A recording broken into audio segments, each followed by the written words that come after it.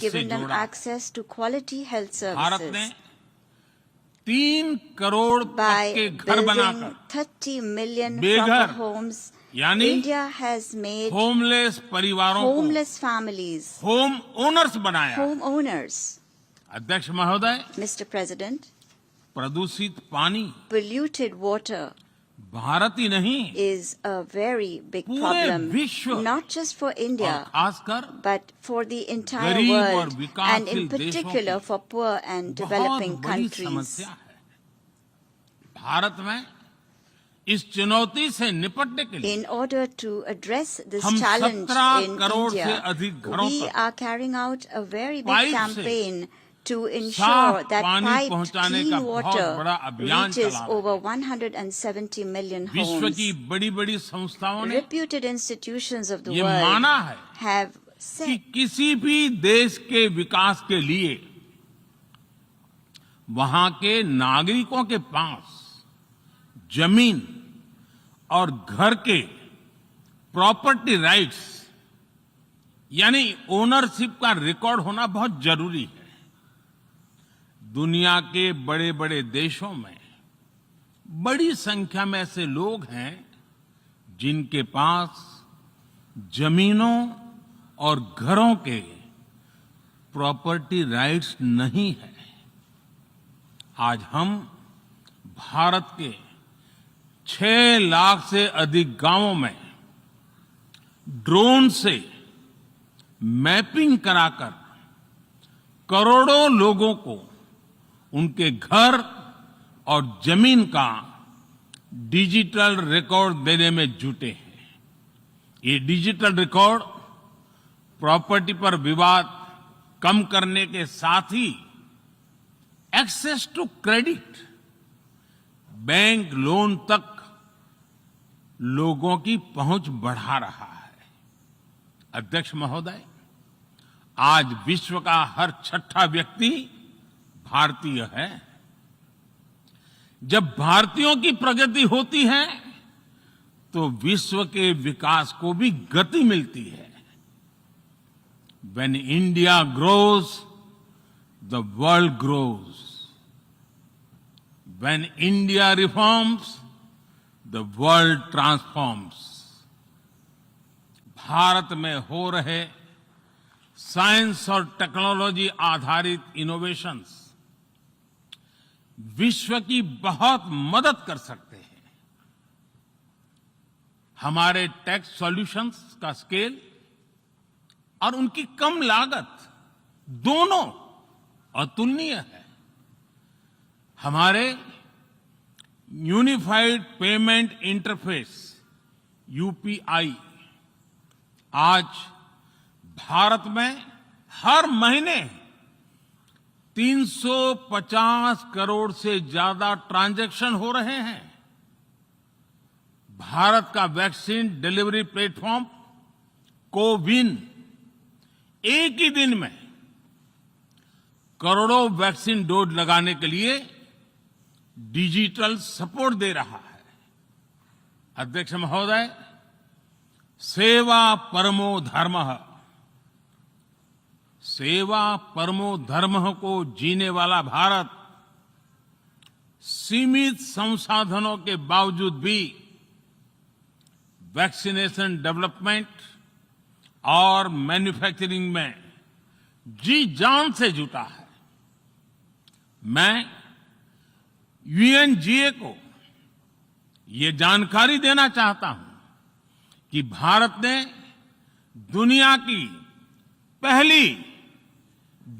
की पहली DNA vaccine विकसित कर ली है, जिसे 12 साल की आयु से ज्यादा के सभी लोगों को लगाया जा सकता है। एक और mRNA वैक्सीन अपने डेवलपमेंट के आखिरी चरण में है। भारत के वैज्ञानिक कोरोना की एक नेजल वैक्सीन के निर्माण में भी जुटे हैं। मानवता के प्रति अपने दायित्व को समझते हुए भारत ने एक बार फिर दुनिया के जरूरतमंदों को वैक्सीन देनी शुरू कर दी है।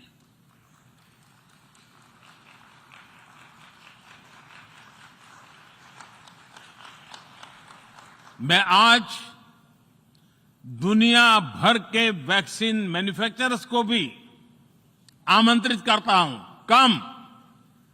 कम मेक वैक्सीन इन इंडिया।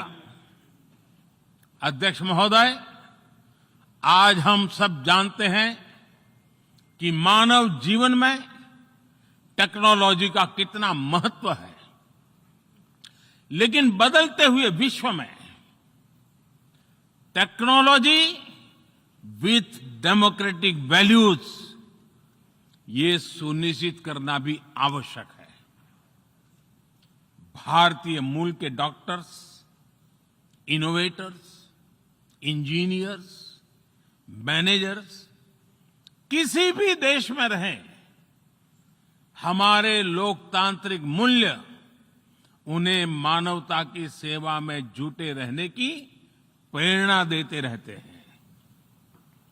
और ये हमने इस कोरोना काल में भी देखा है। अध्यक्ष महोदय, कोरोना महामारी ने विश्व को ये भी सबक दिया है कि वैश्विक अर्थव्यवस्था को अब और अधिक डाइवर्सिफाई किया जाए। इसके लिए ग्लोबल वैल्यू चेन्स का विस्तार आवश्यक है। हमारा आत्मनिर्भर भारत अभियान इसी भावना से प्रेरित है। ग्लोबल इंडस्ट्रियल डाइवर्सिफिकेशन के लिए भारत विश्व का एक लोकतांत्रिक और भरोसेमंद पार्टनर बन रहा है। और इस अभियान में भारत ने इकोनॉमी और इकोलॉजी दोनों में बेहतर संतुलन स्थापित किया है। बड़े और विकसित देशों की तुलना में क्लाइमेट एक्शन को लेकर भारत के प्रयासों को देखकर आप सभी को निश्चित ही गर्व होगा। आज भारत बहुत तेजी के साथ 450 गीगावाट रिन्यूएबल एनर्जी के लक्ष्य की तरफ बढ़ रहा है। हम भारत को दुनिया का सबसे बड़ा ग्रीन हाइड्रोजन हब बनाने के अभियान में भी जुट गए हैं। अध्यक्ष महोदय, हमें अपनी आने वाली पीढ़ियों को जवाब देना है कि जब फैसले लेने का समय था, तब जिन पर विश्व को दिशा देने का दायित्व था, वो क्या कर रहे थे। आज विश्व के सामने रिग्रेसिव थिंकिंग और एक्सट्रीमिज्म का खतरा बढ़ता जा रहा है। इन परिस्थितियों में पूरे विश्व को साइंस बेस्ड रैशनल और प्रोग्रेसिव थिंकिंग को विकास का